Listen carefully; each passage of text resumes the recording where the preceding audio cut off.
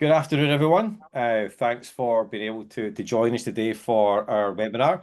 I'm Ross, I'm Chief Exec here at Vidatec, and I'm joined by my colleague Nick, who is CTO at Vidatec as well. So this afternoon, we're hoping to share some hints and tips that you'd be able to take back into your workplace and be able to implement thinking about people-powered AI. So, what are the simple steps and practical things you can do to help the adoption of AI and provide better employee experience, essentially? Employee experience is a massive ranging area, but we'll cover off a lot of those from efficiencies, engagement, learning journeys, all that kind of stuff. But the key thing is hopefully we get to a point where it sparks some either creative thoughts for you or it's helped you think about tackling a different challenge in a different way as we go through today, and we'll get started. In terms of Vidatec, just to give a little bit of positioning for people who haven't experienced Vidatec before, we are very much a purpose-driven organization. We've been around for over 16 years now, and we're driven by the purpose that you see on the screen here. How can we make sure that people's experience of life are more positive and we have an impact through technology? And for us, AI is an extension of that technology just now. Uh, when we were founded as a business, it was our founder kind of looking at these mobile phone things and thinking, there's something in these apps, and he helped a lot of major organizations think through a mobile strategy and mobile as a channel.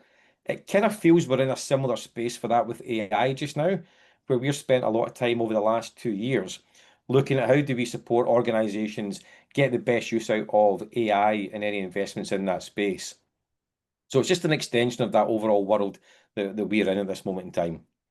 Uh, I'm sharing this slide in terms of the brands that we've been working with. And this is more to share that it doesn't matter what size and scale you are. We've got experience of kind of working with organizations of different nature, whether it be large global enterprises down to small startups and scale ups and third sector organizations to help them. So it's not kind of setting the scene that you've got to have a massive budget and massive resource to be able to get the best out of AI. This is all about we can right size it for you and help you on the personalized journey for your needs with AI at this moment in time. I always like to get a little bit of participation to start with. So I'm going to try and launch a poll here for a second, and we will get a poll moving to get some interaction. Bear with me 2 seconds. Sorry, I'll stop sharing for a second because it makes it easier to do the poll. Uh, First of all, if people can answer the question in terms of what statement describes your current mindset about AI? Are you really keen and excited to use AI, learn more about it? Are you already using AI and are feeling that you're kind of quite proficient with it? Are you a little bit curious, but you're still cautious at this moment in time? Or are you a bit fatigued and feeling like, kind of it's maybe going to take over your job, but it's certainly dominating conversations at this moment in time? So I'll just give another little period of time to see how people are.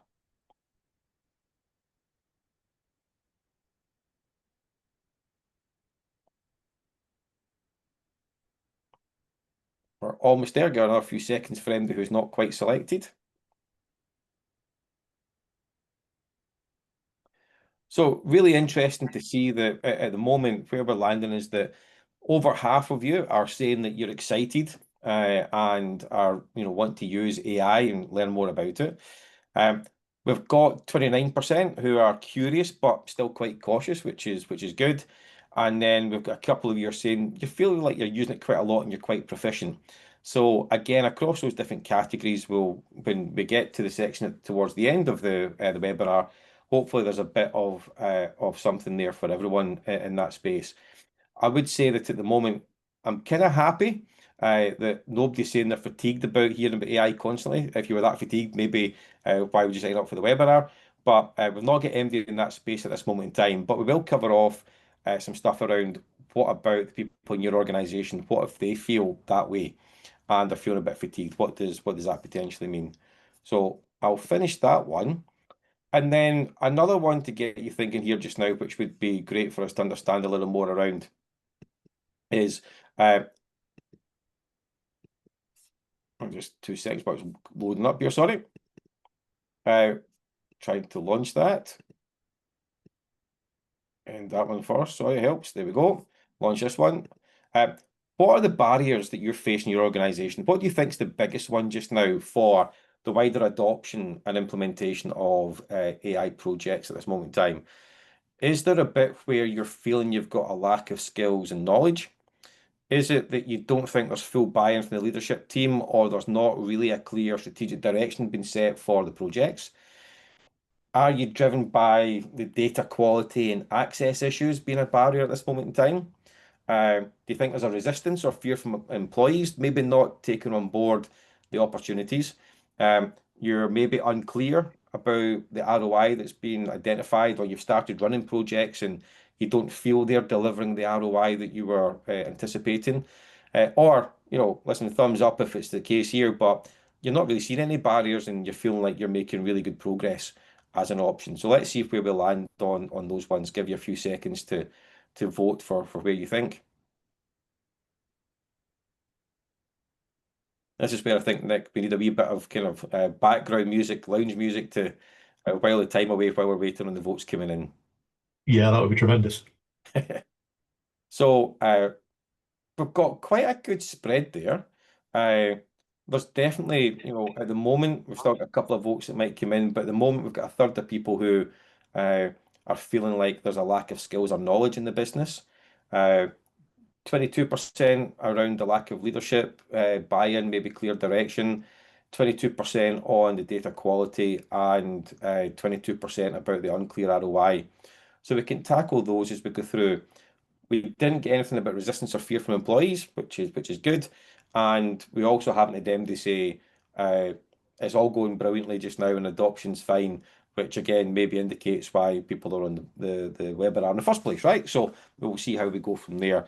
But that's really helpful information for us to help make sure that we shape the second part of the webinar around what your needs are.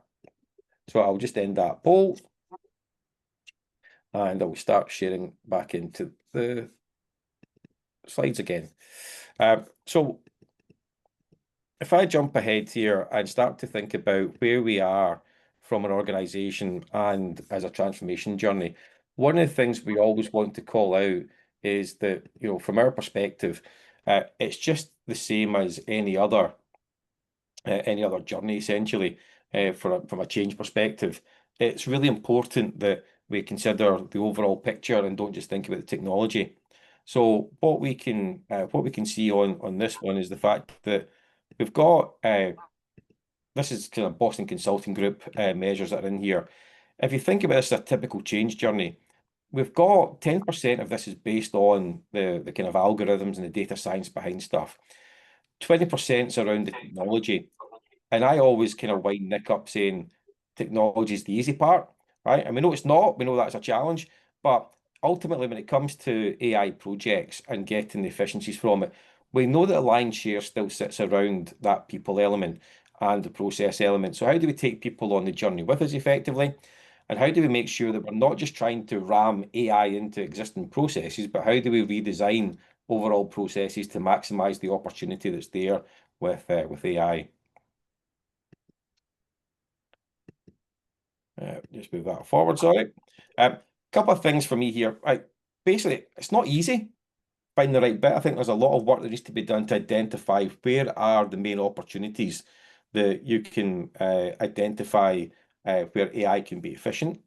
I think there's a lot of stuff here around when it's used wrongly, and we've probably seen a lot of organizations being driven over the last little while implementing AI projects where it's been focused on efficiencies and maybe that's not been the right way to tackle it. So how do we make sure that we're seeing the bigger picture and increasing it for not just productivity, but expanding the capabilities and broadening the horizon for the organization? I've not seen an update on this stat more recently, but a stat I saw towards the earlier part of this year was that saying 77% of employees that were surveyed thought that AI was making their job harder than it was making it easier because you're doing the day-to-day job plus trying to implement AI. So there's things like that that we need to consider. And at the same time as we're doing things for the AI implementation within your organization, people are seeing maybe some more negative headlines out there. So we've seen things like Stop Hiring Humans and the rise of AI. We've also seen lots of headlines.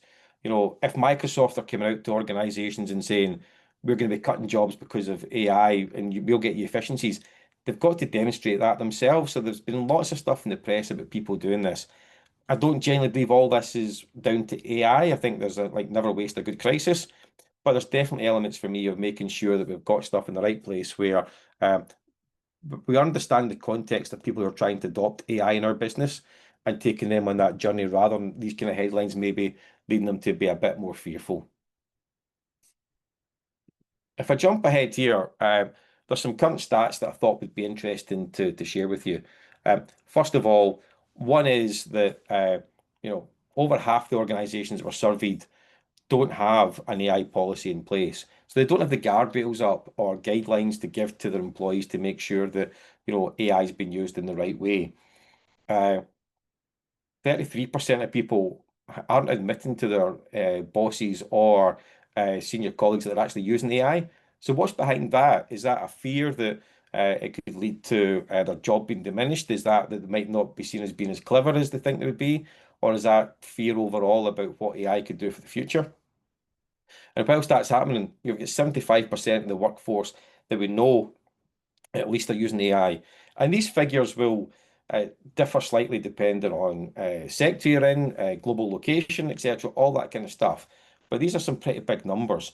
And for me, if we don't have the right guardrails and policy in place, how do we know where the data that we're sharing as an organization and putting into AI, where's that being stored? How safe is that? How do we know that people are getting back the right information when they're asking for support around job-related tasks if it's not controlled within your organization? So right now we're seeing a massive disconnect between the employee usage and an organization's state of readiness. And then finally, from me at this moment in time, we've got some stuff where we're seeing that people are interacting with AI related services constantly on a day-to-day basis. So if you've got Netflix or you've got Spotify, you've got Amazon, there's AI built into these tools. And then if you come into the workplace and you're not seeing the same level of personalization or the same type of interactive AI services, and it's all a bit clunky for you at work, you're going to automatically kind of have that as a perception as a poorer experience. So how do we raise the bar and start to get our employee experiences at a similar kind of bar and level as the likes of these guys? Uh, Nick, that's just a bit of context setting. So, really kind of wanting to get a bit of a discussion here with you around that kind of human-centered AI and how do we keep people at the forefront, as well as looking at how do we automate tasks and make the working life a bit easier. Yeah, I think just to look at that point, I think in terms of how you can use it, I think it depends on your organization size. But we've looked at a range of steps in terms of how you can implement that in terms of empowering employees to get to grips with AI technologies, and also the steps you might take to pilot a project and how you can effectively spread the skills across an organization to try and drive that awareness and that ability to be able to implement that internally yourself. And in terms of what we've seen over the period then. Yeah, I think so. The bit of a backdrop of this, obviously, with AI adoption, we know is happening whether we like it or not. We see enterprise organizations increasingly embracing this. I mean, this stat was interesting. Was a McKinsey global survey, and you can just see from that the stats of uptick, going right up towards 80% over the last sort of 18 months. That is really quite significant. I think it's not going to be a question of whether you do this, it's why would you not do it? Clearly, there are advantages to be gained. Ross and I always talk about the headlines in terms of efficiencies being gained and layoffs, and I think these are foremost in people's minds when you see organizations making cuts in staffing.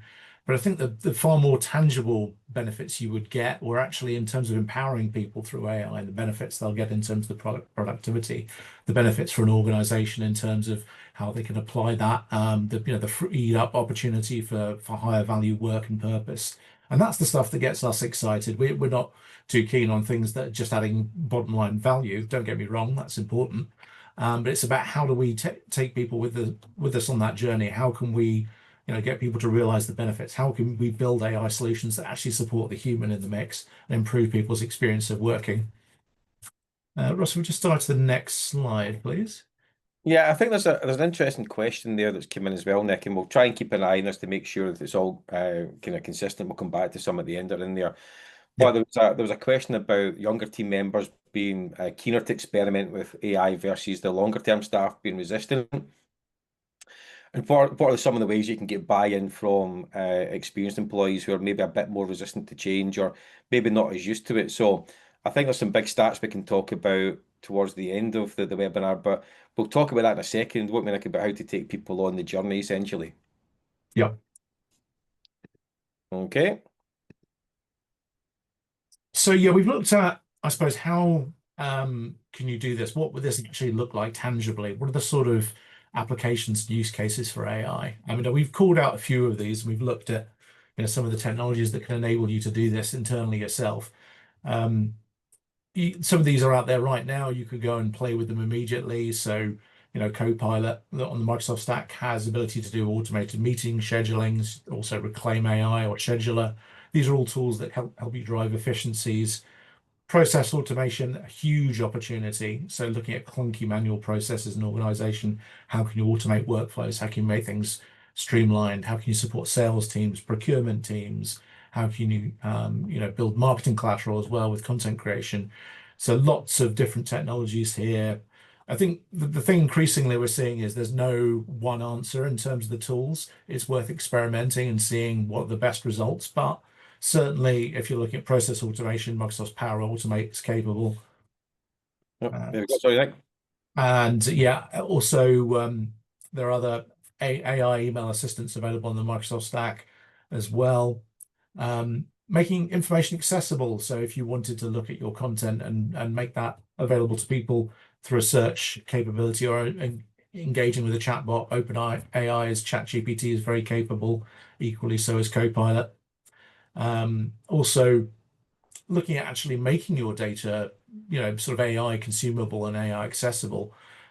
Services like Amazon Recognition and Amazon Poly. So you've got speech to text, you've got image recognition services and optical character recognition. You can effectively make your content accessible to the AI and give that as a tool for people to engage with, to signpost them to relevant materials or give them AI-powered search capabilities. So I think, again, in enterprise organizations or any organization with a significant volume of documentation, that's a really powerful tool.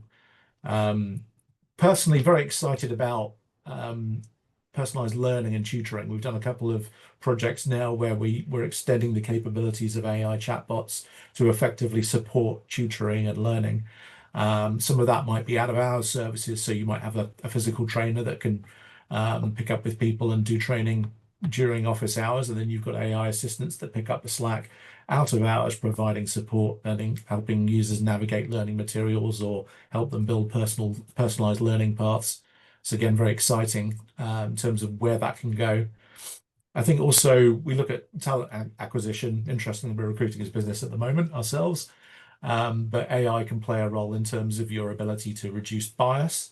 We often talk about AI bias as a risk, but equally it can help in terms of being used as a tool to remove human bias from a process and make objective decisions or support them, and also can accelerate onboarding and time to value if you've got a new member of staff coming into the business. If you give them access to the materials that will help them acclimatize quicker, there's obviously a bottom line advantage there in terms of that employee being able to add value to the organization much quicker. Much has been made about the value of, I suppose, employee and internal communication. So you've got tools like Grammarly to help you craft emails and documentation that's better and reads better. I think most people, to some degree, have played with tools like ChatGPT or Claude, will help you refine or even create content from scratch. I think valuable tools that aid the decision and the creative process and can help you tailor communications as well. So yeah, very useful in terms of how they can be used to improve internal comms and personalized communications. Yeah, I've got another couple of questions I'll come back to because I think we're going to answer some of those as we go through the next stage. So, in Yep. terms of the approaches to take and creating that right culture within an organization, Yeah, I think so. With this, again, it's going to depend on the size of your own organization. But I think, when you're looking at the goal behind your AI adoption, communicating that rationale to your team of why AI is being used in the business, what are we trying to achieve with it? How does that align with our strategic goals? Um, Crucially, as well, share and celebrating success. I see a lot of pilot projects that get started that then might sit in a silo and people don't understand the full benefits of what that's meant in terms of the organization or one team's ability to now do something quicker or do something more effectively or work in a smarter way. So I think, celebrating that. Upskilling, I think, we've identified the skills challenge in terms of, staff being able to understand the technologies, get to grips with that. How can they practically implement AI? There's a couple options around that. Obviously, external partnerships. We've worked with a lot of projects where we go in and work hand in hand with the project team and we help onboard them and work in partnership. And I treat AI very much as like hiring a new member of staff. You need to give it context. You need to help it understand its subject matter knowledge and its domain knowledge. The best people to do that are the people within the organization. So a lot of that is spent trying to craft prompt engineering that really helps the AI understand that world. Also, providing playbooks. So once that's established, a lot of people will use prompt engineering and build recipes of what's been effective in the past. That can accelerate new AI projects as well. So once people have those, that's documentation that could be shared, can help be a bit of an accelerator on new AI projects and give people that element of confidence to play in that space. A few of the other things we've called here, I think people are nervous. There is obviously a certain amount of fear attached to any new technology coming to the business, particularly when it has such a significant power to shape the direction of an organization. I think absolutely encouraging those opportunities to discuss AI, to have regular communication, creating working groups, capturing ideas, but equally acknowledging risks as well. So openly acknowledge those staff fears and concerns. There will be a worry about AI being a replacement technology.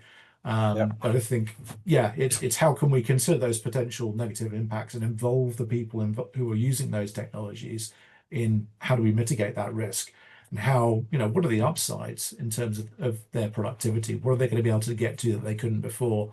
What is the opportunity gain? I Um, think we've had a couple of questions along this kind of similar line so far, Nick. So obviously mm, the one that I started with in terms of maybe the more experienced longer term staff maybe aren't as keen to adopt AI as quickly as some of the younger workforce coming through. yeah. And I've also the question about how do you kind of distinguish between the healthy skepticism of AI and what's genuine fatigue. So this organisation is saying they're getting some good results on a small scale, but it's not great across everything. So how do you deal with, what's true skepticism, what's genuine fatigue, and how do you take people with you? I guess a lot of what we're talking about here addresses those parts that we're saying. Yeah, and I think that's a very real, tangible thing. I mean, if we looked at any technology curve in terms of adoption and benefits, you'd see that curve, the upward spike, and then it starts to flatline. I think this is very real in that some projects will be successful, some will be more challenging to implement. So often that comes down to a number of factors like the how AI ready is your data, or how well defined are your objectives for the project? Have you got KPIs that are, easy to measure? Have you clearly identified what success looks like? I think communicating those up front to the teams involved and the people involved with that can help mitigate some of the risk around fatigue. Saying, is this going to be achievable? But also understanding why something failed and looping that back in. Are there lessons learned we can apply to the next project, which will enable us to move forward? But I think, yeah, it's very much what I tend to see on pilots is that, as I say, they can be run in silos. I think sharing when something hasn't worked is as important as when we have got a Mm. success, and feeding that back in. Okay. A couple of other things to share on this kind of topic then essentially. Yeah. That again, I think helps on some of that understanding skepticism, fatigue, or taking people on a journey with you stuff. Yeah, absolutely. So the human impact, we talked a little bit about this, but what are the tangible benefits to staff? Is it increased capacity, productivity, and skills? Some of that's down to your KPI setting at the beginning. So what's the business gain, but what's also the morale impact of that? We always do an exercise where we're very much focused on pain points. So yes, we want to understand the strategic objective for bringing in AI into the business, but what are the pain points? What are the clunky things that just feel hard to do? Because actually they could be closely aligned in terms of being a time suck for what employees are having to work through. Some processes maybe not as efficient as they could be. Could we eliminate those through that process of bringing AI? Can we deliver morale benefits? Does that free people up for that higher value purpose? So that's quite important. Um, Continuous improvement. We talked about that feedback mechanism, but I think again, this is about sharing those lessons. Did one technology deliver a better result? Did we find it was more challenging to do prompt engineering within Copilot than say ChatGPT? Did we find that Claude was better at content writing? Did we find that actually some of Google Gemini's tools are better for image recognition? Those are all, very, very important things that should be part of any organization's thinking and say, okay, where did we get gains? Where can we build on that? Where did we get failures? And did we understand why that failed? And maybe we want to avoid those pitfalls in future. Uh, Um, Nick, we've got a question which kind of relates to that, and I'm conscious of time to make sure we get through everything for everyone. But there's a question yeah, of how do you kind of gently crack down on people using maybe tools that haven't been authorized or yeah. in external tools with company data. What are the couple of ways you think that you can help in that? Because we're talking there about different AI tools or different agents might be better for different jobs rather than maybe saying you've got a Copilot license and you're allowed to use that, but people know it's slightly better over here to use this tool. How would you help on that front? Yeah, I think that's what we call the shadow IT risk and very real. I would say certain tools are better at giving you ability to apply data governance. So, for example, on the Microsoft stack, you have the ability to restrict a ring fence like an enterprise instance, which Copilot effectively can see your content, but it doesn't go externally of your organization. Increasingly, OpenAI are moving towards an enterprise license to address that similar challenge. They're not fully GDPR compliant at this stage, but they are moving in that direction. So I think, we're seeing these industries and tools very much respond to that need. There's a concern about how sensitive data might need to stay within the purview and the control of the organization. So those are just a couple of tools that you can look at to apply those restrictions. And you've got wrap around kind of cyber security platforms where you can have it all operating within there, so you know nothing's getting taken out of that environment. There's the various aspect. I think it all starts with the part which we're getting onto now, essentially, which is really making sure that you're identifying the strategic aspirations and the key projects you want to deliver in AI. And then what are the best tools for that? Not just buying the tool and thinking about technology, but starting with the problem and then providing the right tools to support that problem. We've seen a lot of, like, certainly of the larger enterprise organizations, buy up the Copilot licenses and then try to get adoption from there rather than solving the problem first. I think that's been typically a problem we've seen, Nick, in the larger organizations. Yeah, I think certainly the people are keen on the advantages of the technology, but maybe not ready for the use cases, maybe committed to Mm. technology too early in the process. But there's a range of tools out there. There are a common set of overlapping capabilities. I think sometimes it depends on the unique use case, but broadly, the ones we've outlined on the webinar today are some of the good ones in terms of solving those problems.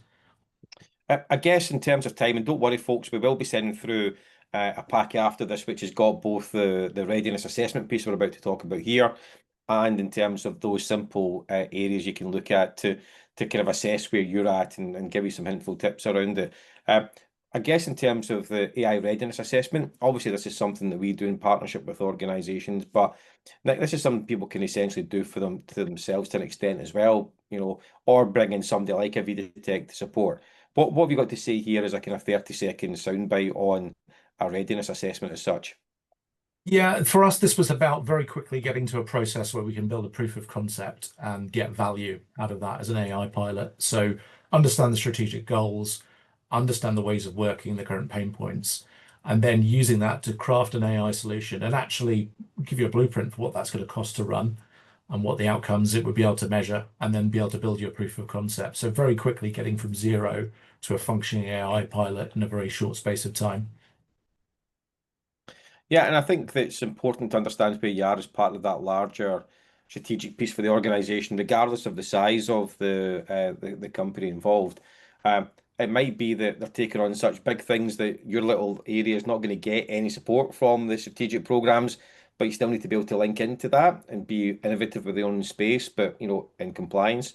Or it's simply that this is the main goal for your organization, what you're focused on. So I think it really depends where you're at your own journey and where you fit in the organization's journey as well, Nick, doesn't it? Yeah, absolutely. Okay.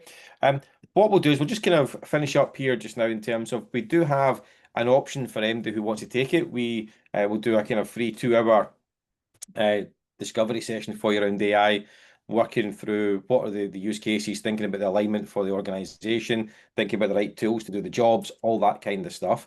So I'll leave that on the screen. If you want to get in touch with us, you can use the QR code or there's an email address there to get in contact with us on. We've got a couple of questions there. One was about um, biggest frustrations being about having to manually re-enter data across different platforms, Nick. And I guess that also allows for human error, never mind it being a little bit boring. Uh, have we delivered or have we seen any examples of where AI can automate that piece and make that a more simplistic process? Yeah, there are some tools for that. I'd say probably have a look at Stack Sync, which is ideal at doing data migrations to support that kind of use case. There's a few similar tools in that space as well that can be a help. Okay. Again, any of the questions that I've been asked today, we'll make sure we give them out as a kind of FAQ type pack after the event today. So we'll get the full answers for everyone, and everyone will be able to see all the questions that everybody's asked. Um, Thanks for joining us today. It's been great for us to be able to host. Hopefully, you've got something meaningful you can take away and implement back in the workplace. If there's anything that Nick and I can do to help support your thinking, then please don't hesitate to reach out and contact us. As I say, this is available as a 2 hour session to get you started. But yeah, thanks and wish you all the best for the rest of your day and the rest of your AI journeys. Thanks, Nick. Thanks, everyone. Thank you. Thanks.